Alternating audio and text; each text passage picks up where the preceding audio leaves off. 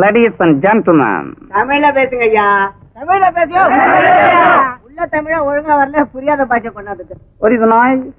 மோகன், இவர்களெல்லாம் தாய்மொழி தவிர வேறொன்றும் அறியாத தொழிலாளர்கள். தயவு செய்து தமிழிலே பேசு. தமிழ். நான் உங்களிடத்தில் இங்கே கதை பேச வரவில்லை. எனக்கு ஊரிலே வரவேற்பு கொடுக்கிறார்கள் என்று சொன்னவுடன் எனக்கு வரவேற்பு கொடுக்க கூடிய தகுதி யோக்கியதை உள்ளவர்கள் பெரிய சீமான்களும் சீமாட்டிகளும் இங்கே வந்திருப்பார்கள் என்று எண்ணி ஏமாந்து இங்கே வந்தேன்.